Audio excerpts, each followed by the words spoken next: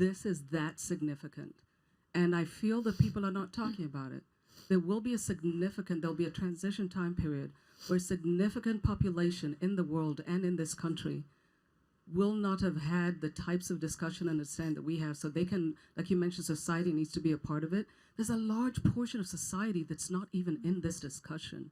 So the nature of work will change. It used to be that things that were just going to be automated.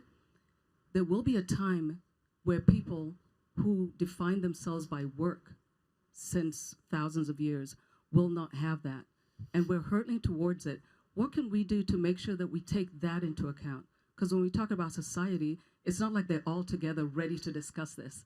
Some of the effects of some of the technologies that we brought into the world have actually made people separate from each other. How do we get some of those, not regulations, but how do we come up with some of those frameworks and voluntarily bring things about that will actually result in a better world that doesn't leave everybody else behind? Thank you.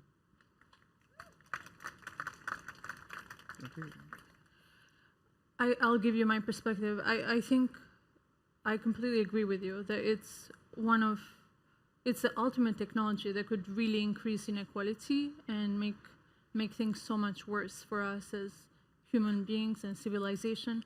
Or it could be, really amazing, and it could bring along a lot of creativity and productivity and enhance us. And maybe a lot of people don't want to work 8 hours or 100 hours a week. Maybe they want to work 4 hours a day and do a bunch of other things. And I think it's certainly going to lead to a lot of disruption in the workforce.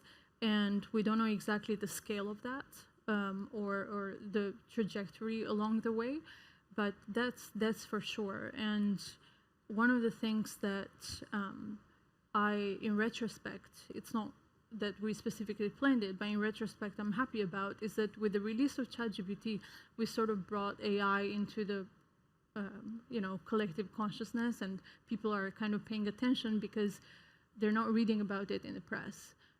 People are not just telling them about it, but they can play with it, they can interact with it and get a sense for the capabilities.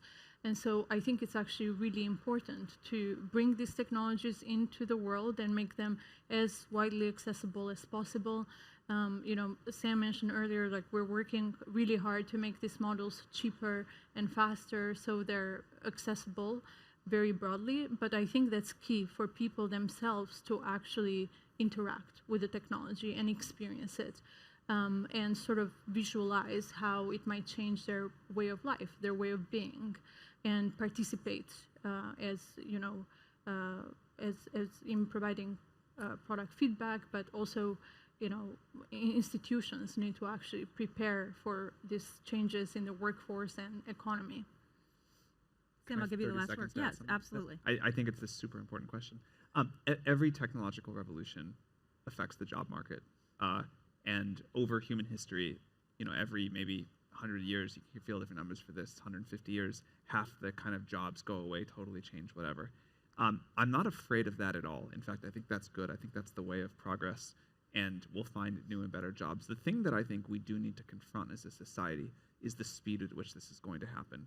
It seems like over 2, maximum 3, probably 2 generations, we can adapt, society can adapt to almost any amount of job market change.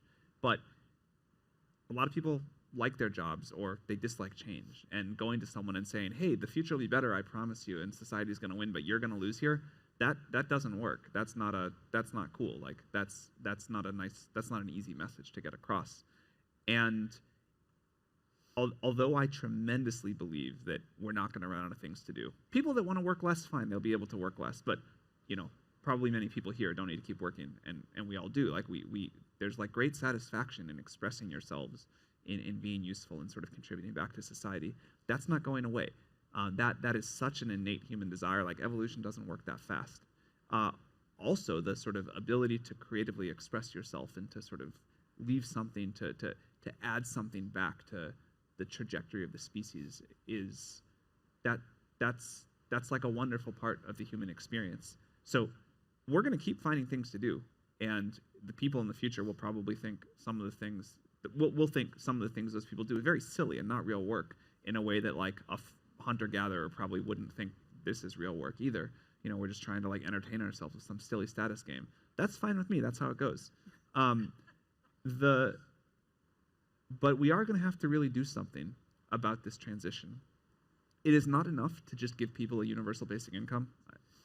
People need to have agency, the ability to influence this. We need to sort of jointly be architects of the future.